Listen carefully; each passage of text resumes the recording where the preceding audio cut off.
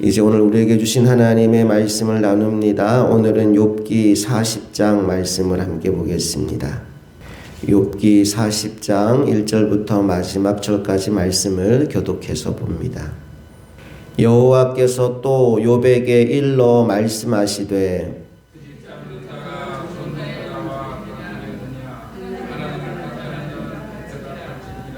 욥이 여호와께 대답하여 이르되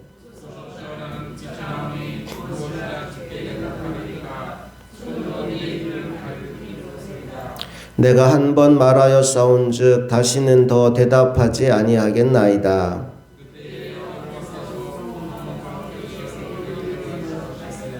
너는 대장부처럼 허리를 묶고 내가 내게 묻겠으니 내게 대답할지니라.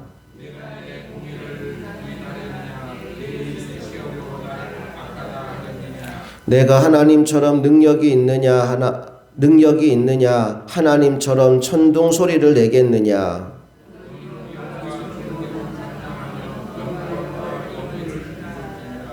너의 넘치는 노를 비우고 교만한 자를 발견하여 모두 낮추되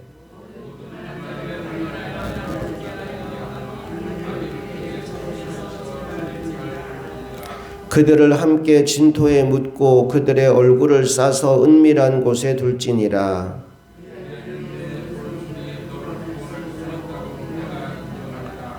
이제 소같이 풀을 먹는 베헤못을 볼지어다. 내가 너를 지은 것 같이 그것도 지었느니라.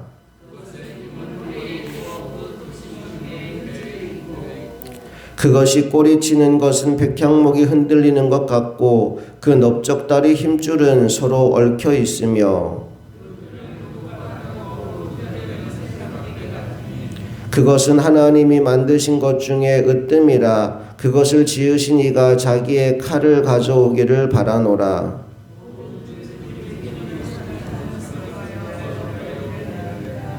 그것이 연잎 아래에나 갈대 그늘에서나 늪 속에 엎드리니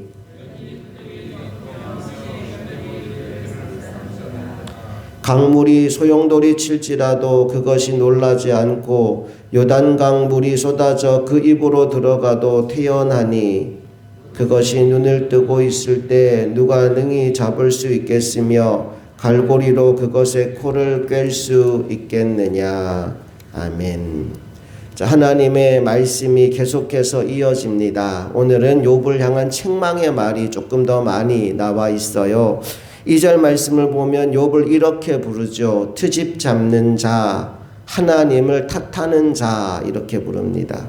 또 8절 말씀에 보니까 네가 내 공의를 부인하려느냐 내 의를 세우려고 나를 악하다 하겠느냐라는 책망도 하십니다. 계속해서 욥이 그렇게 말하잖아요. 나는 의롭다. 나는 죄를 범한 적이 없다. 나는 악한 사람이 아니다. 끊임없이 자기의 의로움을 항변하는데 그 말을 바꿔 말하면 나는 의롭고 착하게 살았는데 벌받았다면 하나님이 공의롭지 못한 분이다. 하나님이 악한 분이다. 라고 결론을 지을 수도 있거든요. 그러니까 하나님이 반어법적으로 아니 네가 너의 공의를 세우려고 지금 내가 의롭지 못하다고 내가 악하다고 말하는 것이냐 라고 욥을 책망하듯이 이야기합니다. 그런데 가만히 하나님의 말씀을 듣다 보면 욥을 죄인이라고 몰아붙이진 않아요. 그 친구들이 했던 것처럼 욥 네가 이런 죄를 지었으니까 하나님이 너 치시는 거지 하나님이 그런 태도로 욥을 대하지 않아요. 그래 네가 잘못했다. 네가 죄를 지었다. 이 얘기를 하고 계신 것이 아니라 너 지금 오만해. 너 지금 교만해. 네가 하나님을 알면 얼마나 알 것이며 네가 오르면 얼마나 오를 수 있어 라는 이야기를 하나님이 계속 지금 하고 있는 겁니다. 그러면서 우리가 어제 엊그제 계속 나누었던 말씀을 통해서 들었던 이야기가 그거죠. 천지 만물을 하나님이 만드시고 우주를 다스리시고 바다를 통치하실 때 욥 너는 어디 있었느냐? 욥 너는 그때 어떤 일이 있었는지 아느냐? 욥이 전혀 알지 못하는 상황에 관한 이야기를 하시며 끊임없이 질문을 던집니다. 그 모든 질문 앞에 욥은 할 말이 없어요. 입은 있으나 어떤 말로도 하나님의 말씀에 반응할 수가 없었습니다. 우리 3절부터 5절까지 말씀을 같이 읽어볼게요. 시작. 욥이 여호와께 대답하여 이르되 보소서 나는 비천하오니 무엇이라 주께 대답하리이까 손으로 내 입을 가릴 뿐이로소이다. 내가 한 번 말하였사온즉 다시는 더 대답하지 아니하겠나이다. 하나님은 욥에게 대답하라고 말씀하시지만 정작 욥은 대답할 말이 없어졌어요. 여기 나는 비천하오니 라는 말의 의미를 바꾸면 이런 의미입니다. 나는 작은 존재입니다. 나는 가벼운 존재입니다. 나는 보잘것없는 존재입니다. 이런 의미가 비천하다라는 말 속에 내포된 의미입니다. 그러면서 손으로 내 입을 가린다라고 얘기하죠. 지금까지 내가 생각 없이 뱉었던 모든 말들을 다시 거두어 드리겠습니다 라고 욥이 이야기하는 겁니다. 그리고 나서 6절 이하에 다시 하나님의 말씀이 시작되는데 우리 10절 말씀만 함께 읽어볼게요.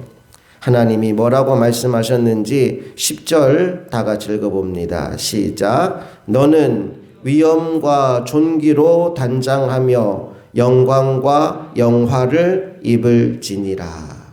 그냥 읽으면 이게 무슨 말인지 잘 안 들어올 거예요. 여기 너는 욥이겠죠. 자, 위엄과 존귀를 가진 건 누굴까요? 하나님이십니다. 욥에게 말하는 거예요. 욥, 내가 가진 위엄과 존귀로 단장해봐라 라고 얘기합니다. 영광과 영화를 입고 계신 분은 누구일까요? 하나님이시죠. 욥, 네가 영광과 영화를 입어봐라 얘기하는 겁니다. 무슨 말이냐 하면 욥, 너 지금까지 나랑 한번 맞짱 뜨고 싶다 그랬지. 나한테 한번 네가 가진 억울함을 토로해보고 싶다 그랬지. 오케이, 네가 지금 내 역할을 한번 해봐라. 나 하나님은 위엄과 존귀와 영광과 영화를 가진 자인데 이제 네가 내가 입고 있는 이 모든 것을 입어라. 네가 이제부터 하나님 노릇을 한번 해봐라. 나 대신 네가 하나님 역할을 한번 해봐라 라는 이야기를 지금 하나님이 하고 있는 겁니다. 그리고 이어지는 말씀들을 보면 그렇게 네가 나의 자리에서 내가 하는 것만큼만 해낸다면 14절 뭐라고 말씀합니까? 읽어봅니다. 시작. 그리하면 내 오른손이 너를 구원할 수 있다고 내가 인정하리라. 네가 내 자리에 서서 내가 하는 일의 100분의 1만 해낸다고 해도 그래 너 의롭다라고 내가 너 인정해 줄게 라고 말씀하고 있는 거예요. 여러분, 만약 여러분을 하나님 자리에 딱 앉혀놓고 하나님 노릇 해봐라 그러면 잘할 수 있을 것 같으신가요? 오늘 여러분들을 대한민국 대통령 자리에 딱 앉혀놓고 네가 대통령 한번 해봐라 그러면 잘할 수 있겠습니까? 이게 생각처럼 쉽지 않아요. 오늘 새벽이죠. 오늘 새벽에 축구를 했습니다. 그러니까 사우디아라비아와 우리나라가 16강전이었나요? 경기를 했어요. 다행히 우리가 이겼습니다. 저도 경기를 보지 못했고 새벽기도 나오기 전에 이제 영상을 좀 찾아서 보니까 사우디가 먼저 골을 넣었어요. 그리고 우리가 한참 밀리다가 나중에 조규성이 헤딩골로 해서 1대1로 비겼고 승부차기로 결국은 우리가 승리했더라고요. 근데 이 조규성이라는 선수가 이번 아시안컵 축구 경기 내내 얼마나 욕을 많이 먹었는지 몰라요. 차는 곳마다 이상한 대로 차고 보는 사람들마다 조규성이 저거 빼야 된다고 경기를 저 모양으로 하냐고 욕을 해댔어요. 나 같으면 너보다 더 잘 뛰겠다라는 소리도 했어요. 저도 했을까요? 안 했을까요? 네, 저도 조규성 저거 빼야 되는데 라는 말을 애들이랑 막 하고 있었단 말이죠. 근데 오늘 새벽에 누가 골 넣었다고요? 조규성이 골을 넣었어요. 근데 한번 생각해 봐요. 조규성이 막 개발하고 막 난리를 치는데 우리가 그렇게 말해요. 내가 들어가면 너보다 잘해. 막상 거기 집어넣어 놓으면 잘할까요? 못할까요? 형편없이 그냥 꽂아놓은 보리자리처럼 가만히 서 있다가 나오게 될 거예요. 그게 우리예요. 밖에 있을 때에는 무슨 말을 못해요. 그런데 막상 그 자리에 앉혀놓으면 아무것도 못하는 게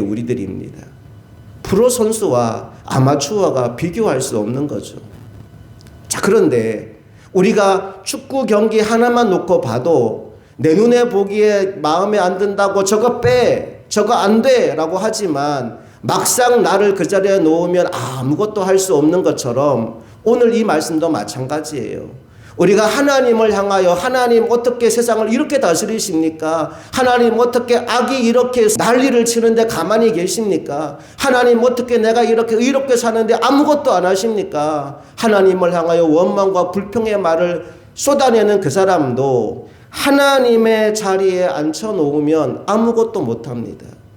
왜냐하면 하나님의 역할은 내가 생각하고 상상하는 것보다 훨씬 더 크고 복잡하고 어려운 일이기 때문입니다. 여러분, 그러니 저와 여러분은 하나님 앞에 겸손한 사람들이 될 수 있기를 축복합니다.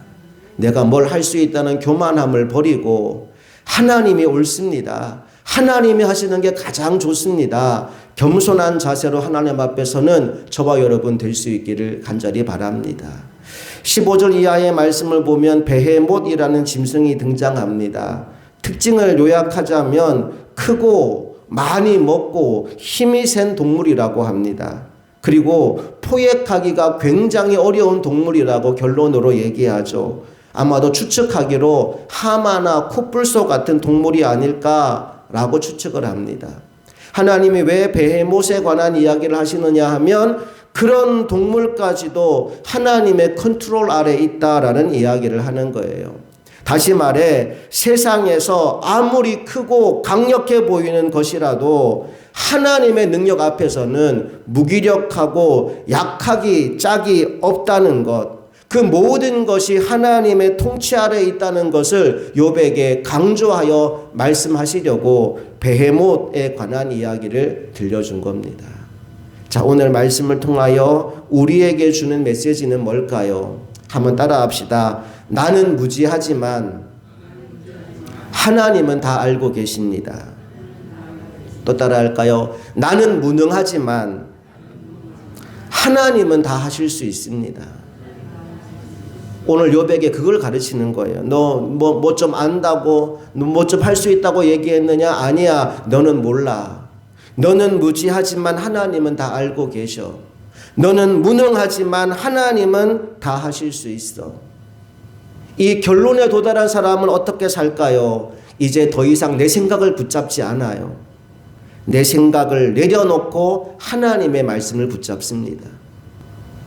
나는 아무 능력이 없습니다 고백하는 사람은 내 능력을 더 이상 의지하지 않아요. 하나님의 공급하는 힘으로 삽니다. 저와 여러분이 그런 삶을 살기를 원합니다.